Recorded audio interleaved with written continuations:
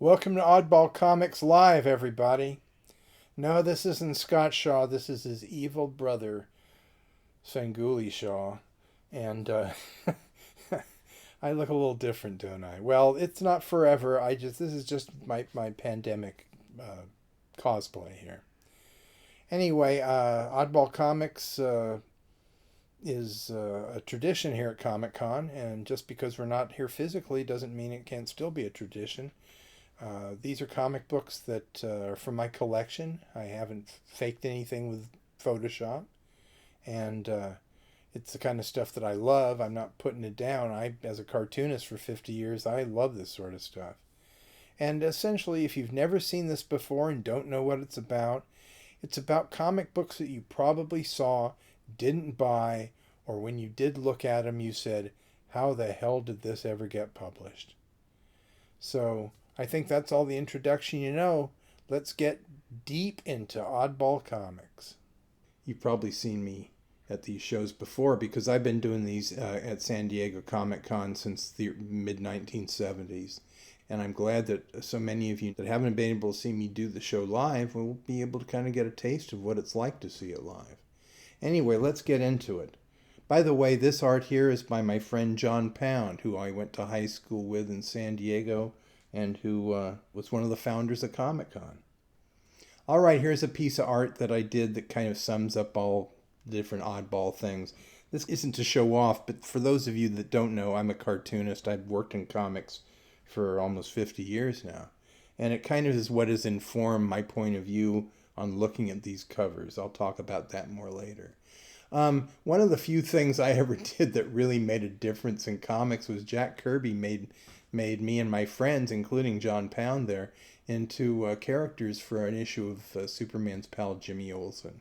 That's me with the black and blue hair there in the background playing a cosmic oboe or something. I don't know what the hell that is.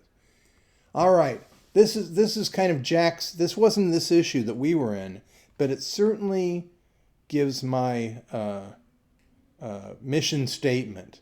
They're at the top of the page. I mean, yeah, Don Rickles is there. How the hell he got there is anybody's guess. Well, I can explain that too, but I won't. Anyway, it says, Kirby says, don't ask, just buy it. And that's exactly what I'm asking of you. These are all real comic book covers I'm going to be showing you.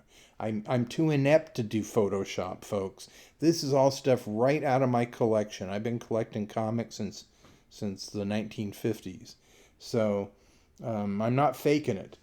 Whatever I show you here is the real thing. And if you find it incredibly offensive, don't blame me. You could have bought it for 10 cents right off the stands when you were a kid. Oh, here are a few more examples of oddball comics I've done. I did a Burger King comic with Mark Evanier, who's not here to moderate. Here's a cover I did for Flair. This combines another number of oddball tropes: getting hit in the face with a fish, having a purple gorilla, UFOs, somebody standing in a dinosaur's mouth. You'll see all these things. Okay, now let's go into some real superheroes. Here's a character that was created by Jerry Siegel and Joe Shuster, the men that created Superman. But this was a character who was in a secret identity. He was a stand-up comic who was designed to look like Danny Kaye. That's his face up there when he's normal, and then he puts on a bigger nose and putty, and he's kind of like a good guy version of the Joker. But I like this one because his motorcycle there looks like it's going to give the guy a proctology exam. All right, let's go on. I just like this one because the idea of how can he even see the guy that he's trying to punch, but he's punching him right through the wall there. And I don't know if that guy's name is Blue Circle or not. He's called Generic Man, I think. Okay, here's the Owl. The Owl was actually a character that was Dell's only superhero back in the 40s. And then he went away. He was no longer, nobody saw the Owl. But during the Batman era, where superheroes were big money makers again, Dell unearthed him. And in fact, Jerry Siegel, again, the writer, creator of Superman, wrote these comics. Here you've got evil modsters on motorcycles with skulls, and they're kidnapping Abraham Lincoln's head. So that's a crime. somewhere. Okay, a little later, this is from the 70s. Here's the Far Out Green Super Cool. And this was an educational comic that was about kind of things that kids in lower income households might have been encountering. And this was something about garbage. So here's a character made out of garbage, which I like a lot. Okay, the Bouncer. The Bouncer was a character. This is great because, first of all, that lady's looking up his toga and she's horrified by what she sees. But she's wearing a red dress, so it's okay. Apparently she's a bad girl. Anyway, the Bouncer is a statue who comes to life, and his ability is whenever he hits the ground or hits anybody, it somehow inexplicably makes it a bigger impact, and he bounces all over the place. And here it looks like he's saving R. Crumb from the gangsters here. Tiger Girl, another character. This was a new superhero that the company that used to do all the work for Dell, Western Publishing, and had their own imprint here, Gold Key, but Tiger Girl lasted from only one issue, unlike Tiger King, who seems to never go away. Okay, here's Magic Man. But the reason I love this, there is nothing better than a fat guy in lederhosen on the cover of a comic, I can tell you. Especially with his head between a superhero's legs. That always gets more people buying these. Okay, here's Nemesis, who looks like he stole the Phantom striped underwear there. And he's, General MacArthur is blowing smoke all over him. This isn't Jack Kirby, by the way, but it's my favorite Kirby inker doing a Chick Stone, who's doing a very credible Jack Kirby imitation here. All right, then we have monsters. Here's Frankenstein. They tried to bring him back, but it didn't work out, so they made him into a superhero. And I like the fact he only has a green head, which is actually scarier than green all over. He's the new Frankenstein, and here he meets Mr. Freak. He looks like Mr. Freak himself, in my opinion. Then we have Delwyn Whole Hog. Now we're going to do superheroes that you don't want to ever see again. Here's Dracula, and Dracula is drawn to look as much like Batman as they could possibly do. They even have a fake cape behind him that's, I guess, supposed to be vapor or something. But anyway, he has strange superpowers, all right. This power to get published. Here's their third one, Werewolf. They couldn't call him Wolfman because Universal actually owns the name Wolfman, other than Marv Wolfman. But here's Werewolf, whose costume was essentially, he looked like he'd been dipped in ink. So that's not very unique. This one actually lasted 3 issues, though. It did better than the others, I think. Too many superheroes? I think by now you're getting the picture, right? There are too many superheroes.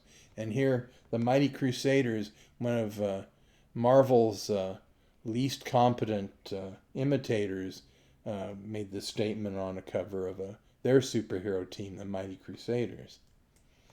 All right, Harvey Comics had to do their superheroes in the 60s. Here's B-Man, who's kind of like a Namor, the Submariner character.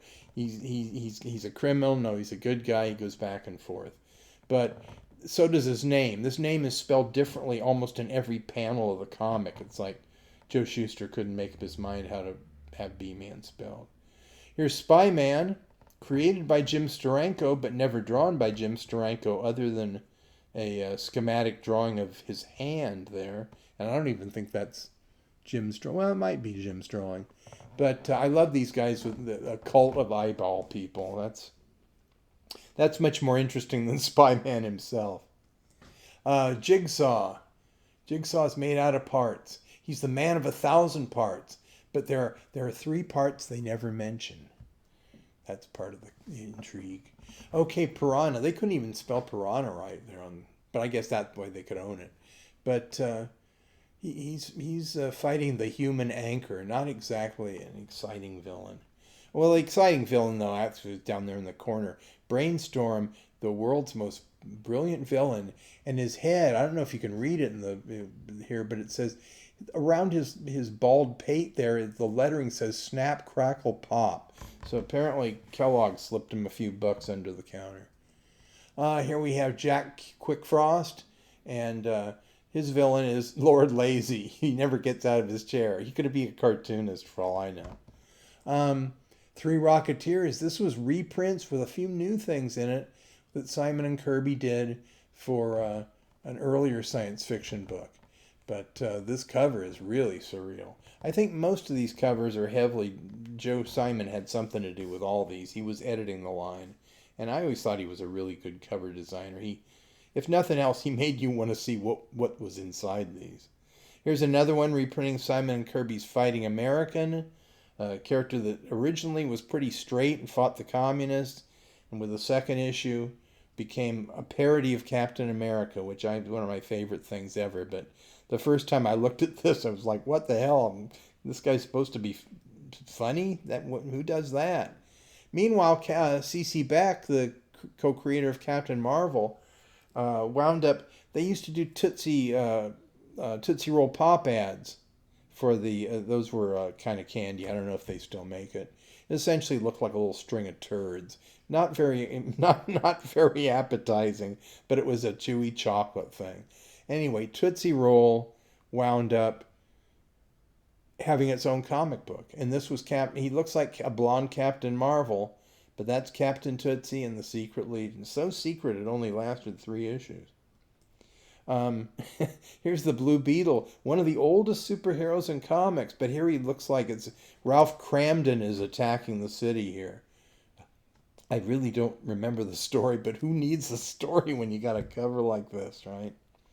Okay, in the history of superheroes, we have Doll Man, who is, I mean, it went on for a long time, but I can tell you, most boys did not want to buy a comic named Doll Man. It just didn't happen. But meanwhile, we have this villain, the Minstrel, who fortunately isn't in blackface. But when it comes to supervillains with flame-throwing banjos, he is the #1 supervillain with that specialty. Here we have Captain Marvel, who not only was the name was a ripoff of Captain Marvel. This guy was an android from outer space who could make his body parts fly around. He should have teamed up with the Jigsaw Man. But here he's fighting the most obvious Batman ripoff of all time too. So they weren't stopping at anything. Then we have Fat Man, the human flying saucer. He's a fat man, he's a wealthy fat man, and he's a wealthy superhero fat man, and he's a flying saucer fat man. Who else is going to do that? Again, this is C.C. Beck doing it too. Okay, from the same company, here we have just exactly how we saw The Enemy during the Vietnam War. And it's almost like, it was fun being in Vietnam, apparently, according to this cover. Everybody's having a good time but the Vietnamese. Superheroes. This was the most generic ever. And this cover is so downright incompetent, I can't even tell what's going on other than there are an awful lot of clowns in town. Okay, Nuclear had the ability to blow up. That was his ability. And this comic came out right after the Francis Gary Powers spy plane controversy. And I don't know, what was that, 62, something like that? Anyway, this was Steve Ditko's art, inked heavily by his brother-in-law, or actually Dick Giordano's brother-in-law. And, yeah, he blows up, and he also has a mental telepathic relationship with his jet plane. I'm not making this stuff up. I'm not that creative, folks. You've read my comics. Okay, here's Neutro, the most astounding superhero of all. Now, this is the only issue. I suppose it's probably because it says Neutro does not know the difference between right and wrong, which in my mind meant Dell does not know the difference between good and bad comics anymore. Okay, here's Buona Beast. Buona Beast, a character with a name alone that was offensive. And here we have he's in Africa, he's punching a purple gorilla. That's pretty much DC shtick. But here, there's the only African on this cover is cowering in fear over in the corner. The guy that drew this, Mike Sikowski, was a friend of mine. We worked together a lot. And he told me he refused to draw the 3rd issue because he thought this was so racist. He didn't want to have anything to do with it. Nobody else at DC wanted to do it. That's why the story wasn't resolved until 30 years later, I think, in Animal Man comic. Um, DC decided to just do this, bag of nuts series called Dial H for Hero. There's a young Mark Waid is using that device to dial in characters like the Cometeer, Giant Boy, and the Mole. They even had an issue with Plastic Man, and that was kind of a tryout to see if people would be interested in buying a Plastic Man comic. They were, and DC wound up doing one for about 2 years. Okay, Hanna-Barbera had their superheroes. The Herculoids, Birdman, Moby Dick, Mighty Young Samson, Mighty Mightor. I mean, these are characters that I actually think were pretty good, except Moby Dick as a superhero is pretty funny. But, yeah, these were on TV for a couple of years, and as you can see, Alex Toth designed most of these. In fact, that one of the Herculoids actually looks like it's his presentation art to sell the show. By the way, Space Ghost, who I think is here, was sold to CBS with one sentence and some artwork. Batman in space. They sold the Herculoids the same way. Tarzan in space. So that's how Joe Barbero did it. Anyway, these are more H&B characters, superheroes that are pretty damn obscure now, except probably for Space Ghost.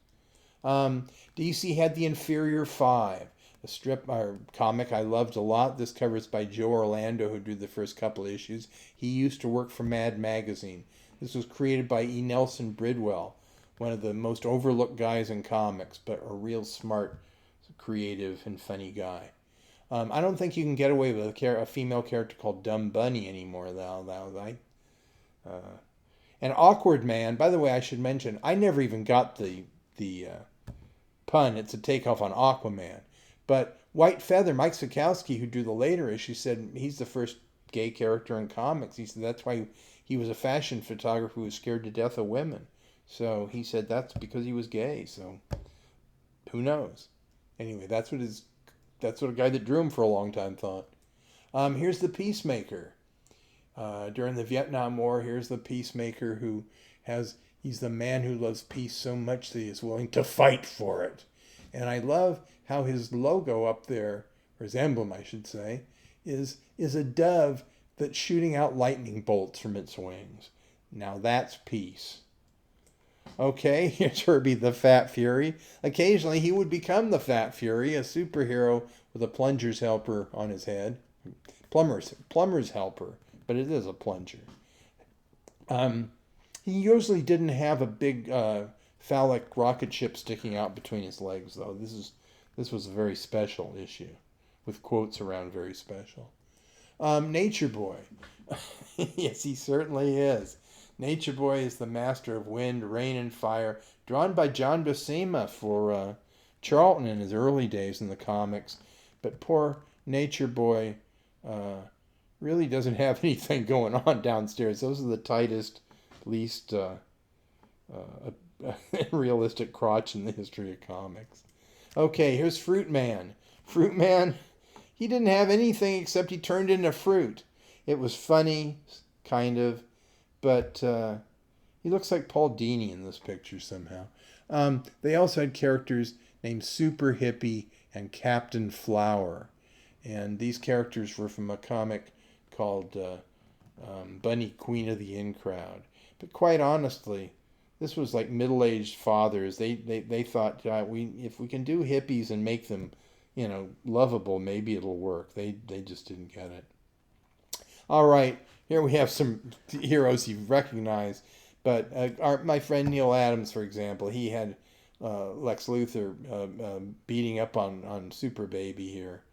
Or a Super Kid, I guess. He's not baby yet. But, yeah. The Comics Code Authority approves seeing a kid getting hit in the face by an adult with a set of kryptonite brass knuckles. That's very nice. All right, this was a Spider-Man comic that was also given away to promote using condoms. It was because this alien had this plan. If he could convince kids not to use condoms, then he could take all the babies back to his planet as slaves. It doesn't make much sense because it was written by people who were experts on kids and birth control, but it's still worth having. Then this was a little giveaway one. It was kind of like those ones you used to get at the shoe store when you were a kid. So I guess if you went to another shoe store, you got a thing about birth control. All right, Batman. DC loved doing things to its characters. I love this one. Apparently, Batman was not welcome on Pride Day because he and Robin are turned into ribbons by that rainbow monster. Fantastic Four. This one, the most offbeat collector's item issue. Well, it is now, certainly. But this actually features a story. The Impossible Man's kind of cool. It's based on a play and movie called Visit to a Small Planet. But the thing down below with the Fantastic Four, they actually, go visit Stan and Jack at Marvel, and we find out all about what they do on their days off and stuff. It isn't your typical superhero comic. I defy you to even explain this one.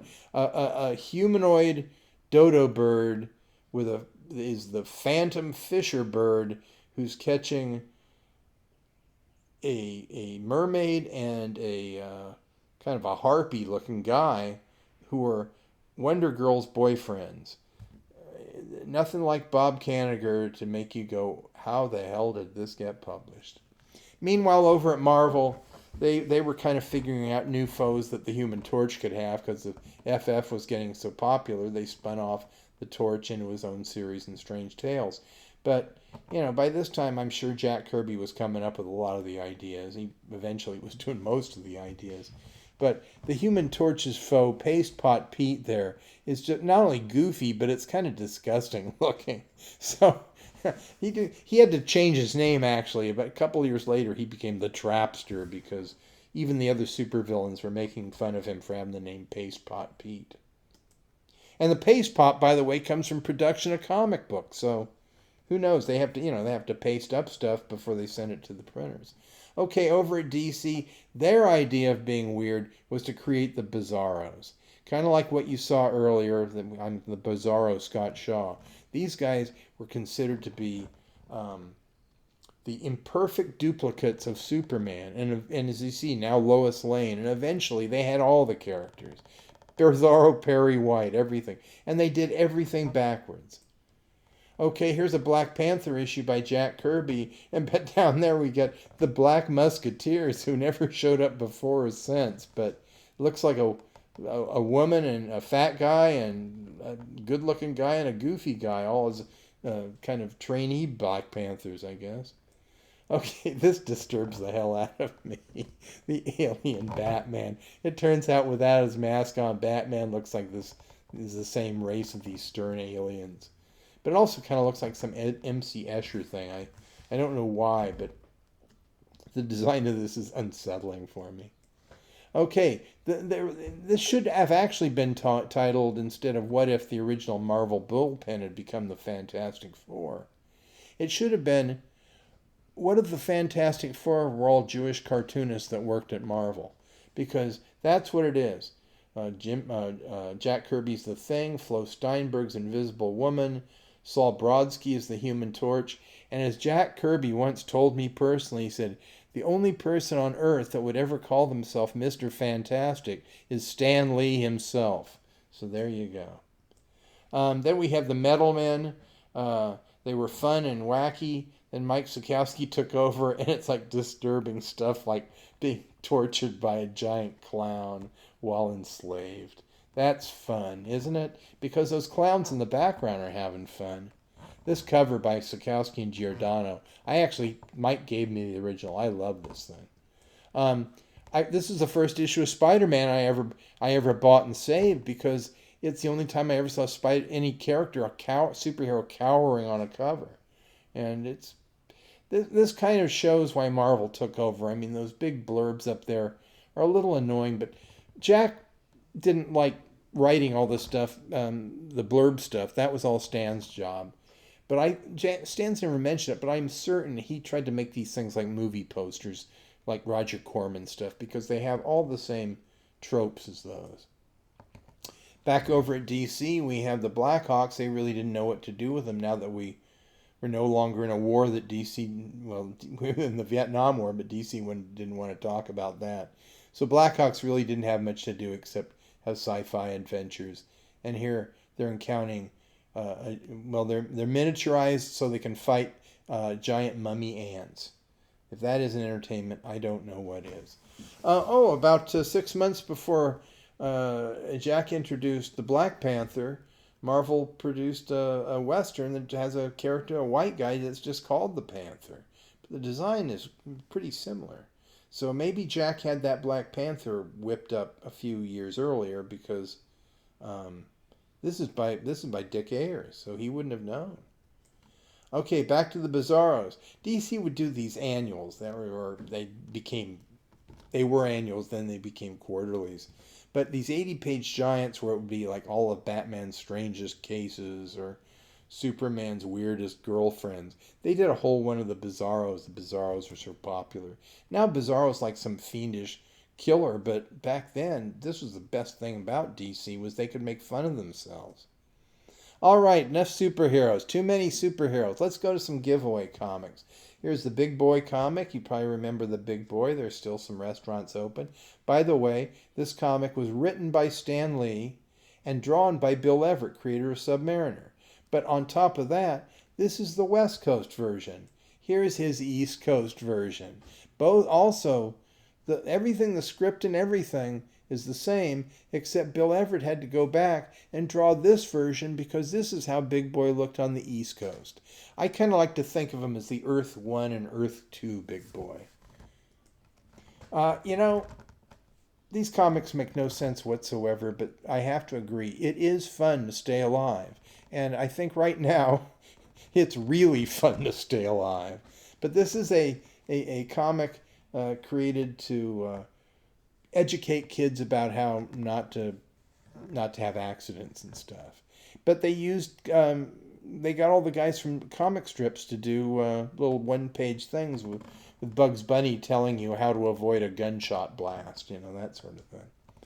Okay, this may be the first mutant comic book. There's a poor man whose head is on top of a corn cob. And you know what they're going to do with that corn cob sooner or later. Anyway, Colonel Corn is there to train this kid because he's in the 4-H club. And this is what Cargill, who I believe still makes, supplies for farmers. This was a giveaway in rural areas. Because that kid's wearing a crown because he's a state champion. And I bet wearing that crown will get you beat up in whatever state he's living in. Okay, Scotty McTape to the rescue. It's not often that you have to perform surgery on Humpty Dumpty's head, but this is not a known. I went to school with a Christian Scientist who got himself all cut up, and his parents just tried to tape him back together. It didn't work. Anyway, Scotty McTape was the mascot for Scotch Tape, and then he later had his own comic. Looks like this was produced by Dell, and that was an adaptation of Woody Woodpecker and the Termites from Mars, but now they used it as a Scotty McTape thing because he defeats them by putting Scotch tape all over the trees. And I don't know which came first, but probably Scotch tape saying will give you a lot of money if you put this in your cartoon. Then Woody decides to sell cars to people. Now, there are an awful lot of cartoon characters I'd trust. I'd buy a car from Popeye. I'd buy a car from Fred Flintstone. I would not buy a car from Woody Woodpecker. The minute you put that key in the ignition, big hammer's going to come out of the hood and knock your brains out. The funniest thing about this, though, was they didn't want to give the writer, who I knew, he wanted to get like the car spec. So if a kid took this home from the showroom, then he could show Dad, hey, it's got a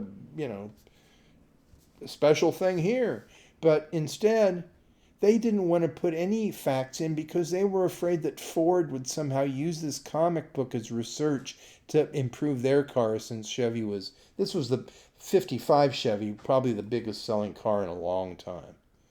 All right, here's another giveaway comic. Here's the Kool-Aid Man. This, from where he got a lot more cool, and he crashed through walls and stuff. Here, when he crashes through the wall of that spaceship, everybody's going to be sucked into outer space. And those Those aliens whose big crime is being thirsty, their corpses are going to float in the stars forever. But the kids are happy about it because they get to drink Kool-Aid Man's blood. It all works out. Okay, a lot of people know that I'm a friend of Sergio Aragonés. And isn't it funny we all say it like Americans instead of Sergio Aragonés? He wouldn't know what to say. You go, who are you talking about? Anyway, a lot of people wonder what he did before he was a cartoonist. Here he is. He used to be a lumberjack, and the first thing he did was cut up a bunch of trees so he could make a logo that's made out of wood. And apparently, this teaches you that trees are full of great stuff if you just cut them open, because there's toilet paper, there's a little wagon, there's bowling pins. They're all just inside those trees. It's really interesting how nature works. Here's those of you who are younger probably never heard of trading stamps, but they were like a gimmick that if you bought something, you get so many, and then later you put them in a little book, and then you take the little book to a store, and they give you something for free. And the guy that drew a lot of Dennis the Menace comics, Al Weisman, did this thing for, I forget it, Top Value stamps, which are plaid stamps.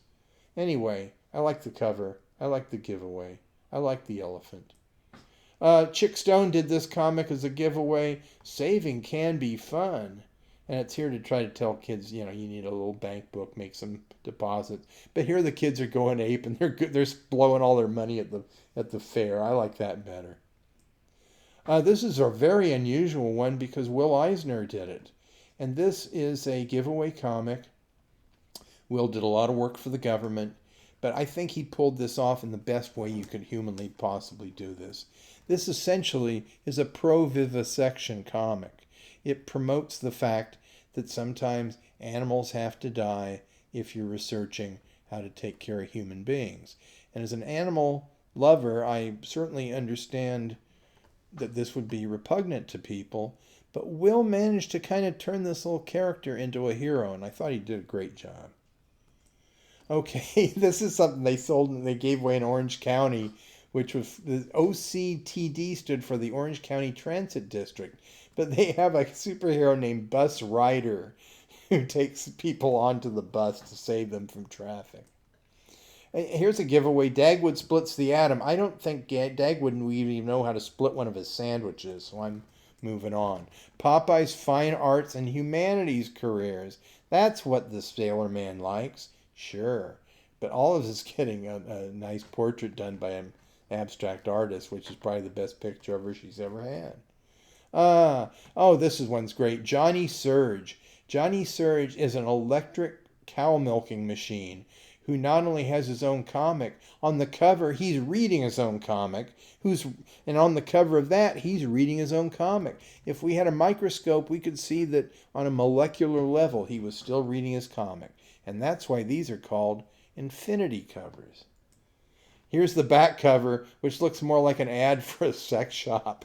It's very disturbing. Let's keep moving here.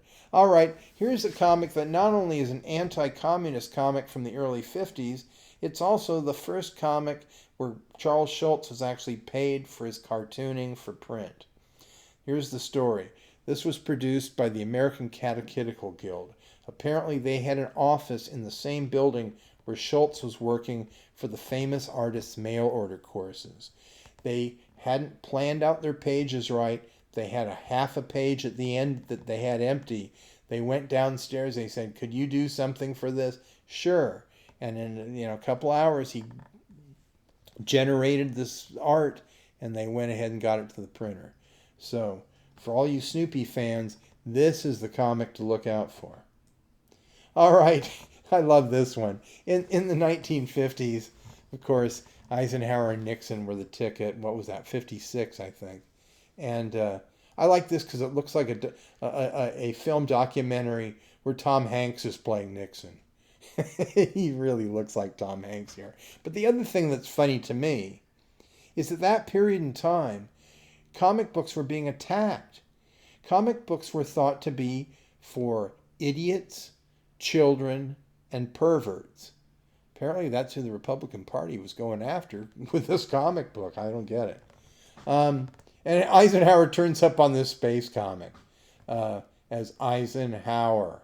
Just hold on a second because you're going to see what happens to him later. Okay, Carolyn Kennedy got her own comic. There's even a page about her beer drinking rabbit, Zsa Zsa. Apparently they ran out of room too, or had a space to fill, I should say. Okay, here's Lyndon B. Johnson. Not only does he look really pissed here, it's because he saw this comic here, where it's the Great Society comic book. It wasn't a comic on the stands, it was sold in bookstores. And here apparently, even though he's pointing at America, he doesn't seem to realize that apparently France has taken over America, because red, white, and blue there, that's a French flag, not America. All right, they did a second one, The Great Society, with Bob Man and Teddy.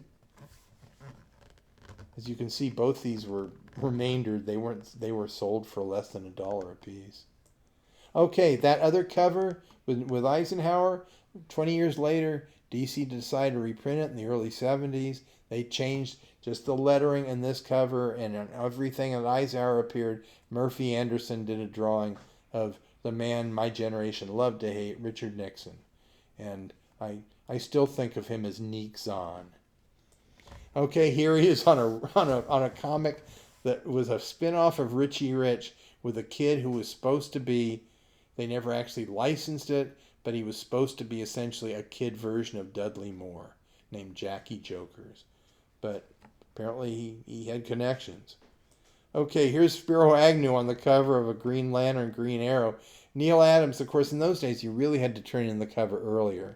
So they said, somebody at DC said, Neil, we can't make the comic look like this. This exactly looks like Spiro Agnew. By the way, the shadow in the background, that's a little girl with Nixon's face in the comic. You got to see it. But anyway, so Neil said, okay, well, I'll give him a mustache. That way it won't look like Spiro Agnew.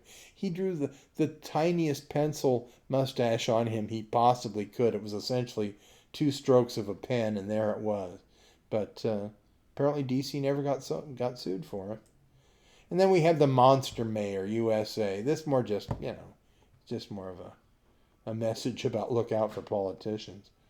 And we have some religious comics that somehow ties in with religion, because there's Nixon on the cover, since it's Chuck Colson wrote a book called Born Again when he became a Christian, therefore kind of trying to avoid the controversy, I think.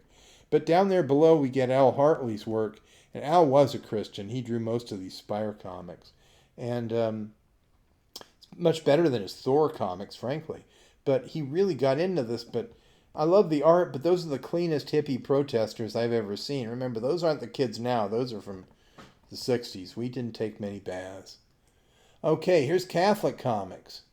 And it's got volume 2, number 10. They did a lot of these. And it was just all wholesome sports on the covers. Boys doing wholesome things. This boy is about to have a wholesome accident, because unless that pool is the size of a neighborhood, he's gonna hit the cement at that angle. This is Joe Orlando, a nice Italian boy, drew this, so I'm sure he was all for Catholic comics. Here's another one, Oral Roberts, True Stories. Now wait a second. It's okay. I'm an atheist, so you got to forgive me for saying these things, I suppose.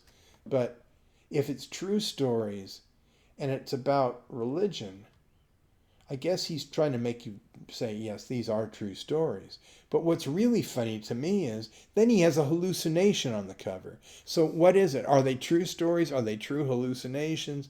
And plus this kind of looks like a pulp magazine cover rather than something that trying to entice people. It's very, very grim and dark, except for the pink elephant. All right, here's one of Al Hartley's religious comics that I really like a lot, Barney Bear. And here he's meeting some weirdo miscreants here, bad funny animals essentially. But he gives them the word, and everybody's happy at the end. And yeah, it's a very nice series. But the idea of funny animals with religion kind of throws me. It's like, I know there's a scene where like God made us in his own image, so where do these guys fit in? I don't figure that. Okay, here we go. Some TV stuff. Leave It to Beaver. Wally decides he likes girls better than camping out with Beaver. I'm not touching that line, ladies and gentlemen. It's on the comic itself. Uh, Again, Circus Boy, another kid show I loved as a kid. And and the guy that's in that clown makeup is the guy that played Jim Rockford's dad. Noah Beery Jr., one of the most lovable characters on TV for years. But this is like the most creepy pedophilia clown cover ever. And by the way, that kid with the blonde hair, that was Bleach. That's Mickey Dolenz from the Monkees. He was the star of the Circus Boy under the name Mickey Braddock, because his dad was also a star. Ray Walston was my favorite Martian, but here he just looks disgusted because the artist didn't even have the effort to try to draw a new Martian. He just drew Dino with a toupee and a tail crop. So he's like, geez, guys, couldn't you do a little more than rip off the Flintstones? Rip off the rip-offers? Okay, a lot of people, this guy here, this was Ron Howard's little brother, Clint Howard.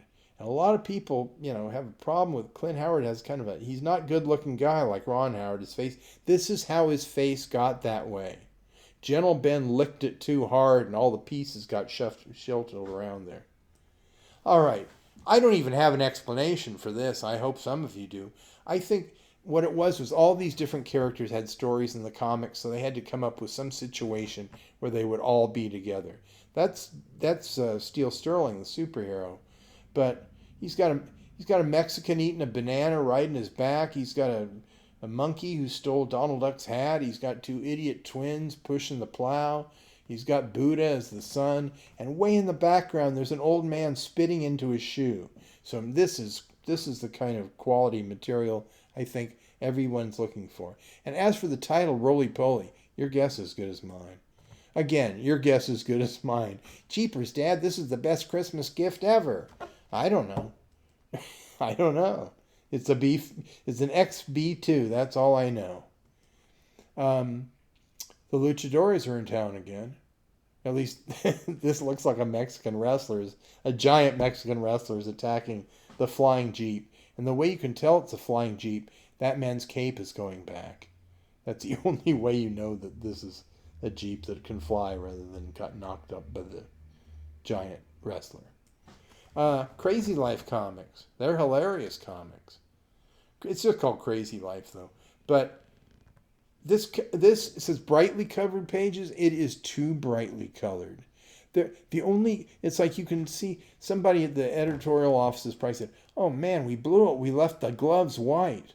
It's like looking at this is worse than being on LSD. I can tell you from experience. Here, Salvador Dali meets the comics. This is a comic that was created by Bill Gaines. All the investigations into comics kind of destroyed EC Comics, so they decided to do what they called, this whole new direction. And these were more aimed at adults. And Bill Gaines had been going to a psychologist, so he decided to do a whole comic about therapy at a psychologist's office. And instead of a horror host, he has a guy that's only called the psychiatrist. 4 issues, that was it.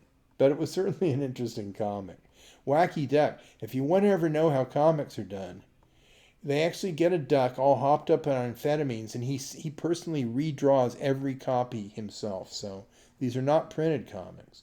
And by the way, this is also the craziest Infinity cover ever because we've got 15 covers that repeat themselves.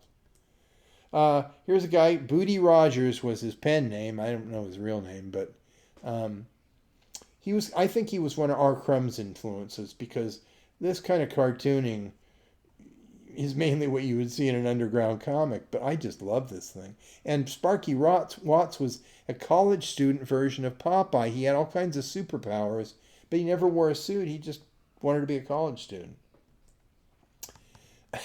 This one, again, WTF. Howard Chaykin, this was the favorite cover of his that I've ever posted because he's like, I don't get it. It disturbs me, but therefore I love it. Again, Jack Sparling was not one of my favorite cartoonists, but this was probably his best cover, working over at Joe Simon Ruff. Um, talk about Tiger King. Here's Tiger Boy. He is the Tiger King. John Rosenberger drew a lot of romance comics. They got into superheroes. He did Lois Lane. But this surreal cover of the Jaguar fighting giant germs is really great. Another extremely weird, good cover by William Ekren, a Norwegian, who was mainly a fine artist, but did a couple of covers that got increasingly bizarre. And finally, this one's the ultimate one. It's unreal. I mean, there's a headless nude torso in the background. There's a snail with a candle on top of its head. If you look at this long enough, you'll see a sailboat in the background, I promise. Okay, Jackie's Diary. Jack Mendelson did this as a comic strip. He also wrote the first script for Yellow Submarine and lots of TV shows. And he was a friend of mine. We worked on some projects together. But when I was a kid, I hated Jackie Mendelson because I didn't understand the gag. I thought a little kid sold this comic to Dell, because I had it, because he wrote on the comic he was 32 and a half. I didn't understand that was the joke. All right, when the bad guys are after you, just throw your boy's sidekick at them. That works great. Full of fun? If it was full of fun, why is everybody asleep on this cover? Scream Comics? I think she will. Why that boy is covered with blood, I don't know. But why those lobsters have all been cooked and yet they're live, I don't know. And why her torso is completely so twisted, I don't know. But it is Scream Comics. This is the actual title of this great comic, Tasmanian Devil and His Tasty Friends. Lucky? Not really. I don't see anything on this cover that makes me feel that I or anybody on the cover is lucky. Okay, here's Amazing Fantasy, or Amazing Adult Fantasy, I should say, because Smile and Stan wanted a special comic that Steve Ditko and he could do those little 5-page stories. And as you'll see, the Amazing Adult Fantasy logo looks like the Twilight Zone logo intentionally because this came out when Twilight Zone was big. So we have Ditko's monster here. It's still a giant monster. The Terror of Timbu Ba. And then down at the bottom, it reassures you that this is the magazine that respects your intelligence. So don't worry. This looks ridiculous, but we respect you. We respect your dime more than anything. Okay, Fish in the Face covers. I love them. Here's one. Seems like Fish in the Face happens a lot in comics. Here's a fish about to be in your face. Here's a fish on your face. Love that cover. Here's a fish in your face. Mr. Fish. Nobody laughs at Mr. Fish. And then if at home, I'm sure you're laughing at Mr. Fish. Yeah, this was one of the earlier issues of Luke Cage. Sex. We finally got to sex. I'm sure you're happy about that. Here's a comic that Charlton sold under the counter. And it was mostly gag cartoons, but it was formatted like a comic book. There were a couple of comic stories in it, but not many. And this went for 35 cents because it wasn't exactly dirty, but it was dirty by 50 standards. And even if you look at that mermaid in the logo, if you look at it a certain way, you're not seeing a mermaid, you're seeing a penis with a fishtail. Try to get that out of your mind. Oh, here's some other ones too. See, here's a hooker, an anti-gravity hooker.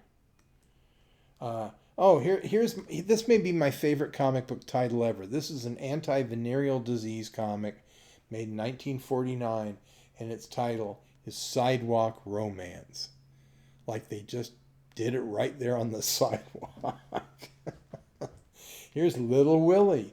This was done specifically for a black audience in the South in the 40s. It's got black slang in it that's identical to what people were saying then.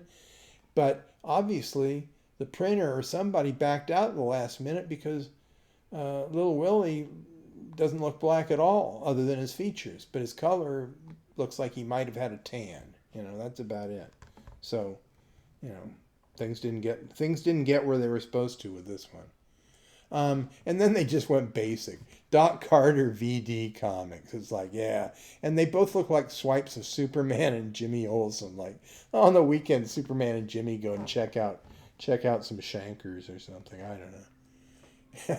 And then DC at one time really was trying to put a lot of weird sex into their covers. And that was due to this guy, Joe Orlando, I mentioned earlier. This cover is drawn by Nick Carty. But obviously, this is playing into an interest that has nothing to do with comic books. This is a perversion I don't think exists in real life. Whipping a dummy, although that kind of sounds like a euphemism for something.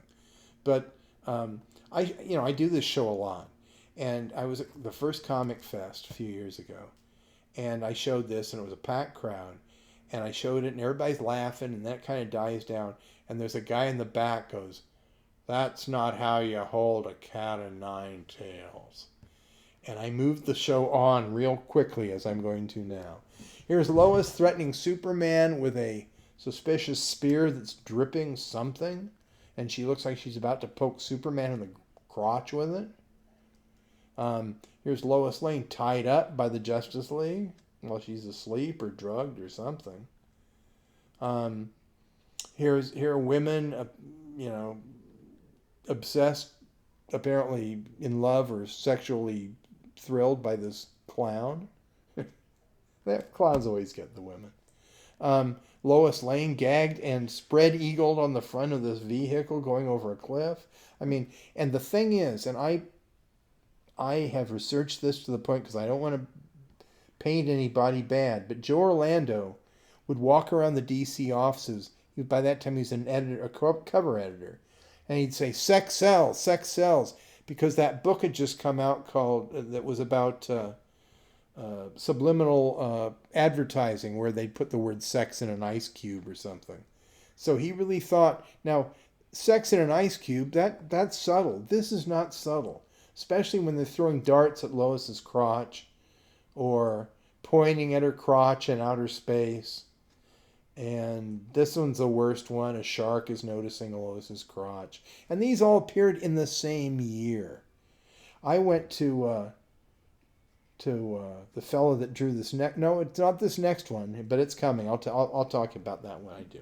Here's Homer the Happy Ghost. This was Stanley and I believe Dan DeCarlo's imitation of Casper the Ghost. But this is not right. This looks like either the offspring is either going to be a ghost robot or a robot ghost. Either way, it's not as nature planned. Those robots shouldn't be mating with ghosts. Okay, Henry Aldrich Comics. Henry has been reading a book called How to Confuse Your Neighbors, but quite honestly, I think Henry is dealing with some issues and he may be a bit confused at the moment. I think until Dark Horse published a comic just called X, this was the shortest comic book title ever.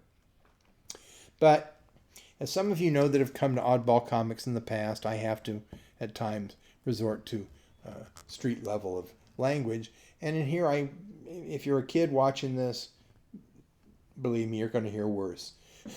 But here we've got a gag where it takes the old joke or the old comment, built like a brick shithouse. Because that was a bizarre description of women who had very nice figures. And so they couldn't use the term shithouse, so they just drew one on the cover and have him saying, "She sure is." If that isn't... This is exactly why the Comics Code Authority was founded, ladies and gentlemen. I rest my case. My name is Perry Mason. All right. This one always cracks me up because I don't know if it's a coloring mistake or not, but Phantasmo is certainly the nakedest superhero ever. And he's all wrapped up with those ribbons as a gift to fandom. What can I tell you? Joe Palooka is the This is apparently a Valentine's Day issue. Joe Palooka was a newspaper comic strip prize fighter. And these are all the supporting characters. And it's for Valentine's Day. And he's checking out his buddy. He's a chubby chaser because he's attracted to Humphrey. Okay, Western Love. Hey, where's the guy? Oh, never mind. Okay.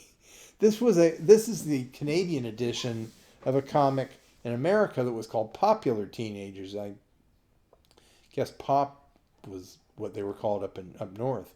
But this features a number of characters. It's kind of a half Archie, half romance kind of thing. And you see even on this cover, it's kind of cool because there's a photo of Ronald Reagan on there, which is unusual. But anyway, the young woman there, her name is Tony Gay. Okay, in those days, gay referred to having a good time. Everybody's happy. There are no problems. But her friend makes me kind of more than a little suspicious that somebody was getting away with something, because it's Tony Gay and her best friend is named Butch Dykeman. Butch Dykeman, ladies and gentlemen. Happy Pride Month. Jughead's Eat Out. There you go. This issue of Wonder Woman is all about a girl in Greenwich Village. Wonder Woman saves this girl who's being terrified by a group of 3 really freaky lesbians. I need to scan that for this. But again, things have changed, fortunately. But it's so strange to see this stuff in comics. DC recently released a set of Batman figures based on this cover, claiming it was one of the most classic Batman stories ever. Now, I've had this in my show for many years. I like to refer to it as Batman's Gay Pride Parade for 2 reasons. It was always mentioned that Batman and Robin's relationship was strange. Nobody believed it. That had nothing to do with anything. And yet, it persists to this day with some people. So Batman's wearing not just a red. He's saying you're wearing a red one. This is bright pink, ladies and gentlemen. The colorist or the letterer changed something. On top of all that, this story is only about Batman is wearing these because he did something stupid early on in the story where everybody is going to know he's Bruce Wayne. But he figures if he wears a different one every day, he'll distract everybody and they'll forget it. And indeed, that's what happens. So, going back to DC and their toys, I think DC just wanted to have a Batman thing that their gay Batman fans would like. And I want to have a set of them. And I can't afford them because they're too collectible now. Everybody apparently bought them. Here's the one I was going to talk about with the Joe Orlando issue. This was drawn by a guy named Bob Oxner. Bob Oxner did all kinds of things, but DC mainly hired him to do the comics based on Bob Hope, Jerry Lewis, Phil Silvers, all the licensed comedy stuff that they had for years. But when all that disappeared, he had to start doing superhero comics, so he was doing covers. And this was a cover he did for Joe Orlando. And as you can see, it's about as phallic as a cover could possibly be. It's even emitting a little stream of quote-unquote smoke there. But I never met Joe Orlando to ask him about this, but I did meet Bob Oxner at the only convention he ever appeared at. And he saw me stalking toward him with this in my hand. And he was probably in his 80s, and I felt bad about it, so I kind of backed off a little and explained I was another cartoonist, and then he was okay with it. But he saw me, I was probably 12 feet away. He saw this in my hand, and he yells out, "That was Joe Orlando's idea." So I'm not just conjecturing on this. I heard it from the guy that drew this. And he was very embarrassed by this cover. Yet he autographed it for me because at least I noticed what was going on. Okay, here's another penis cover that is funny to me too, because Sergeant Carter is just so disgusted with everything. And here's one right in the center of the cover. Now, I had this comic for probably 30 years, and I bought it because it's a great comic. It's everybody remembers this book. It was written by Denny O'Neil, who just passed away, and drawn by Pat Boyette. And for Charlton, was one of the few Charlton books that I think a lot of people read, even though it was just a one-shot story. But suddenly I notice here's a penis and testicles right in the middle of the page, and it looks like it's about to be shot off into the giant yellow panties of space. And then what can I tell you? What can I tell you? I guess I got the. Oh, I know why. I used to do this for Comic Book Resources. I just noticed they've got my logo I designed for them down there. Okay, Jack Kirby was doing this because this is weird too. I don't think Jack ever was sexual in his life in terms of, he had a big family obviously, but I mean his comics, other than Galaxy Green, I don't think he had any secret sex messages, other than the fact that in the future he thought that there would be android prostitutes, and this is somebody getting their, what they called it, build a friend or make a friend. Some in the comic, it was kind of like the Build-A-Bear workshops, except you'd get a hooker. So that worked out in the future, I guess. It sold a comic. Okay, gorillas. Let's talk about gorillas in sports. I don't know sports well, so I couldn't figure out. I thought he was coming into home base from the wrong direction. But still, it makes an odd picture, so I flipped it. This looks better, doesn't it? And frankly, having a gorilla sell comic was something that DC understood more than anyone. Okay, other sports comics. Will Eisner is a Rube Rookie in baseball comics. This was a one-shot, but I don't know if this was sold at ballparks or not, but it could have been. Will was always looking for new things. This is the spring training issue. Judo Joe. Hey, judo. Judo was a big deal. Complete judo lesson in every issue. That sounds good. Oh, the pull down from the rear. That doesn't sound as good. No. Okay. Guns Against Gangsters. Okay. Now, I don't consider hunting a sport, and I don't like hunting, but I love this cover because they're fighting gangsters, but they're both in duck blinds. And one of the guys there with the good guy just got shot in the shoulder, and right next to him has an ad for the Red Cross, like give blood for this guy. This cover works out beautifully that way. Okay, Smokey the Bear's Nature Stories. This looks more like Smokey the Bear Pulp Magazine, because that's another bear who has a completely different design than Smokey, and he's an arsonist. That's smoke in the air up there. He's the arsonist bear. When they did it on Dudley Do-Right, NBC made him take it off the air, but here, Dell got away with it. Okay, Rex the Wonder Dog. Now those Native Americans in the background there, it's hard to say whether they're dancing or laughing or embarrassed. Probably all three. I used to watch Musical Film with Hawes Wild Kingdom, and when Marlon Perkins wasn't selling me life insurance, he certainly wasn't shooting animals with a crossbow. I guess they felt this is Dan Spiegel's work, and I don't think Dan would have made this up. He was asked to do this, but whoever gave him this assignment had obviously never watched Wild Kingdom. This is one of those things where no matter what happens, it's not going to work out well. Either he's going to wake up, the elephant's going to sit down, or had too many peanuts or something. But the strange thing is, the thing that disturbs me most is what that clown is dressed in. I can't figure out his clothes whatsoever. He's like the human wrinkle. Crimes by Women. I'm convinced if somebody revived this title, and I'm sure now that everyone in America can see this video, it probably will be. But I think Crimes by Women, just the title alone, would be a best-selling comic. And of course, here we get what a criminal woman looked like in 1948, apparently. Here's another one. This was Women Outlaws. This is out west.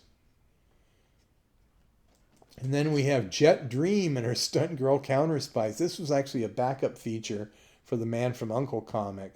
And then they did one shot that had some news stories and some reprints. But this was obviously a takeoff on Pussy Galore and her flying circus. Pussy Galore was very controversial due to her name. They even wouldn't reference her on the James Bond trading card. They just called her Goldfinger's pilot, I remember. So, but to me, Jet Dream sounds an awful lot like Wet Dreams, and probably boys the age that wanted to buy this were being lectured about that with their parents. So I think that has a lot to do with the title of this comic. Here's one I like much more, The Close Shaves of Pauline Perrell. Nobody gets shaved in this comic. It's just about a courageous but kind of wacky journalist whose father owns the newspaper, but whose editor is evil, and it's kind of a takeoff on the perils of Pauline. But even from this cover, it's by far the hippest thing that Western Publishing ever did, and I'm so lucky I happen to own the original art to this cover and the whole first issue. Drawn by a guy named Jack Manning, who I worked with in animation. Used to be a sports writer, and boy do I love his cartooning. I inked a lot of it too. Anyway, on to comics that wouldn't make a good comic anymore. This is the opposite of Crimes by Women. I don't think you could get away with a Dizzy Dames comic probably since 1972. So even the dogs look embarrassed. They're like, the dachshund's looking up at the logo going, geez, you're not going to get away with this, guys. A lot of people, Galactus has rarely been shown without his helmet on. But when he takes it off, this is exactly what he looks like and exactly what he wants to eat. He gobbles up a planet every once in a while. Okay. No, this isn't an Archie spinoff. This is Archie's rival company. A small company, Fitzgerald Pope Periodicals, owned and operated by black people, had their own teenage comic book, and it was cool and it was fun, and they appropriated Good Times. That kid back there looks a lot like the Dynamite guy, but and the guy with the shades on looks like Reggie Mantle. So it's like they kind of ripped it off, but it's more charming, and I love the fact that the only white guy in the strip is a cop who's kind of oblivious. He's like a guy that's not evil but kind of incompetent. Okay, Jack Kirby did his kid gang. Here's the Dingbats of Danger Street. So we can see they're stalking far out killers who stalk inner city. And this was kind of a comedy book for Jack. Again, this is one that I really love. I loved it so much I bought the art from the Kirbys. This is his old partner, Joe Simon, doing his version of a kid gang. And it's all they're all like Richie Rich from different countries. And they fly around the country to solve problems by giving people lots of money. Neither one worked out. Maybe if they gave the Dingbats a lot of money, then they'd have a success. Okay, this is not called Suck Chick Comics, no matter how much you may think it is. This comic series was called Slick Chick, but that offensive Italian stereotype just happened to get in the wrong place at the wrong time. At least it has Aloha shirts, or maybe not now. But I do like the weird monkeys. They're dancing the jitterbug, and they've got Argyle socks. I mean, this has it all. And a plaid logo, too. It may look like Suck Chick, but at least it's plaid. Okay, this comic went through the printing press wrong. They got the colors wrong. And there is a version of this that looked right. But this version, with all the purples and pinks, the gorilla looks like he's peed on the ground. If you're a gorilla fan, you smell bananas. Why did I say that? Okay, Bunny, Queen of the In Crowd. She's hip, she's mod, she's boss. She was created by out-of-touch middle-class dads, and but this cover would keep, at least was like a good activity book. I don't even know if it worked out, but the covers on Bunny were always interesting. This may be the ugliest comic cover of all time. Between the Go-Code checks and the mod patterns on both characters' clothing, it almost makes me nauseous. Let's keep moving. Woody Allen made an appearance in an issue of Showcase featuring DC's rock band, the Maniacs, but Woody doesn't look like he's doing anything but checking out that lady's hip. So, not cool, Woody. Meanwhile, the Modniks was Western's idea of of what was hip and cool. These are mods, except it was published in 1970 when the whole mod thing was 5 years old. But, typically they're telling kids to stay in school and watch out for caffeine and other hard drugs. The Geek. This was originally going to be called The Freak. This was created by Joe Simon, again a hippie thing. And they said, no, let's change it to The Geek. Now, the geek didn't mean a weirdo in those days. The geek meant the guy at the fair, or the carnival. You go in and it's a guy that bites the head off of live chickens. But for some reason, and I'm not kidding, that's what it meant then. Some reason DC thought that was less, because they thought the freak meant that he took drugs instead of taking chicken heads. Three Stooges, okay, they're kind of dangerous, but let's launch them as the Little Stooges, the sons of the Three Stooges, drawn and written by the son-in-law of Mo Howard, and you've got a sort of kind of hit. I love the art, I love their hippies, and they all look like they should be hanging out with the Scooby-Doo kids, don't they? Okay, this is one of the great ones of all time. Charlton's romance comics were always kind of weird and even weirder than most romance comics.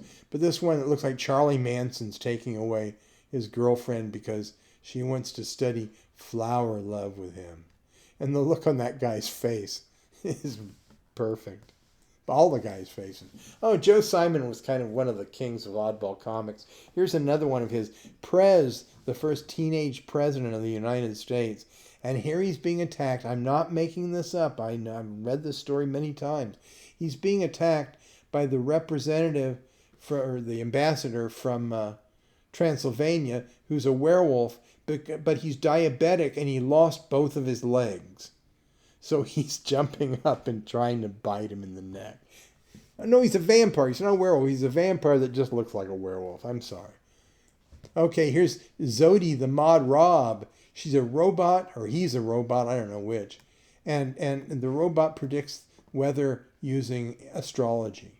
It's like the guy that wrote this thought, I'm going to combine everything that I don't know about into one thing I don't know about. Okay, here's one of comics oddities. This is one of the first sex changes ever in comic.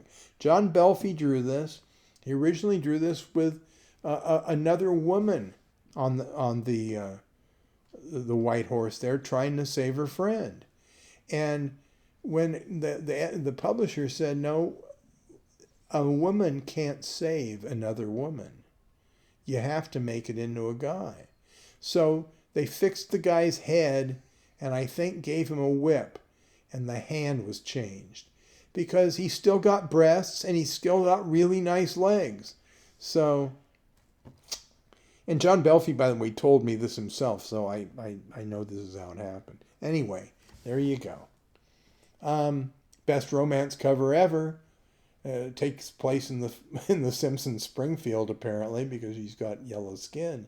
But how romantic can you get? Love of a lunatic.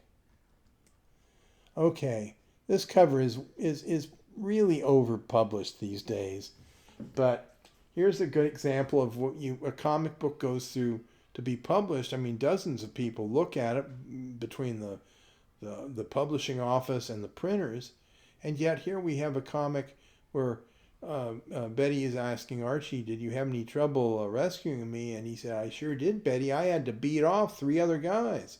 And that's Dan DeCarlo's self-portrait back there in the middle.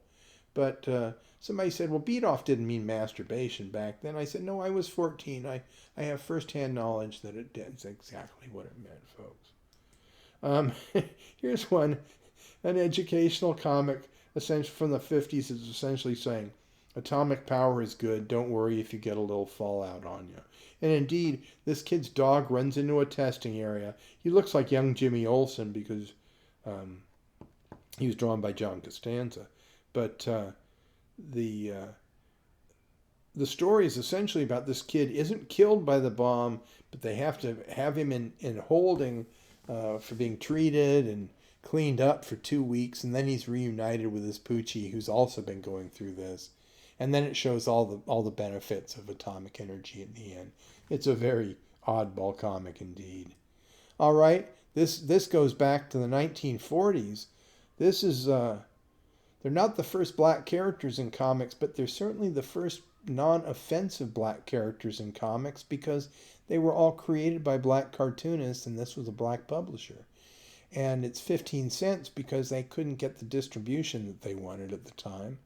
But it's got, for example, Ace Harlem there in the blue suit. He was kind of their version of Dick Tracy. The guy that was shot in the butt with an arrow, that's a Lion Man who's essentially Tarzan, except it makes more sense because he's an African. But then they had some other characters, but then they had these minstrel characters in there for some reason that kind of makes the whole thing kind of, God, I wish they could reprint this, but the minstrels maybe wouldn't be in there. But anyway, this is kind of a historical book. Here's one that was printed in San Diego, where I grew up, because there was a big tuna industry there. This is The Adventures of Manuel Pacifico, Tuna Fisherman. Ooh. And I have the, this is the first issue. I have the second one where he fights Senor Araña, who's like a spider kind of guy. All right, here we have Calling All Boys, and it's got J. Edgar Hoover right in the middle there. I think he said, look, I'll be in your comic if I can be on the cover and I can be calling all boys. Okay, whatever you want, Mr. FBI. Here Jughead falls asleep. No, his nose is right over the glue. He wasn't asleep. He's stoned. He should be called Drughead. He's into that tester's glue. Okay, Ricky and Debbie in Sardine Land. I bet everybody would like to go to Sardine Land and drive around in a car with a man that you've never met before who's telling you about sardines. That's the way to go, folks, if you're ever in Sardine Land. Oh, Lucky Comics. Yeah, this is Lucky, all right. Let's see. The place is on fire. The guy is either going to kill or rape this woman. The superintendent is dead or unconscious. The firefighters have shown up. One is throwing his axe at the man. The other, for some reason, is throwing his flashlight. And the cops have showed up. There is nothing lucky on this cover, ladies and gentlemen. The bouncer, I told you before, he's great. But now he's your favorite pinup. You didn't know that, did you? And this is probably my favorite Oddball comic cover. Criminals on the Run, drawn by the great L.B. Cole. I've never seen fishing and criminals related before, but now I always do. And it's just a great cover. And then finally, this is the one. Well, let's have a moment of silence of the kid that played his son there, Johnny Crawford, because Bill Morrison, my friend, asked him, or his wife asked him actually, do you remember taking this photo? He says, I don't remember a thing about that day. And I thought he must have erased it from his mind, because the way this is shot, it not only is the angle of that log and the look on their faces is horrible, but look at the big stain on Chuck Connor's pants. That's not a shadow. Anyway, I'll leave this festering in your brains. Here's my friend. My friend Steve Wyatt loaned me this. This is his issue that he got Johnny Crawford autographs. It says, to Steve, got some wood, signed Johnny Crawford. There you go. Anyway, thank you all. I hope you enjoyed this. I enjoyed doing this, and I'll see you all in person at next year's San Diego ComicCon International. Thanks very much for watching.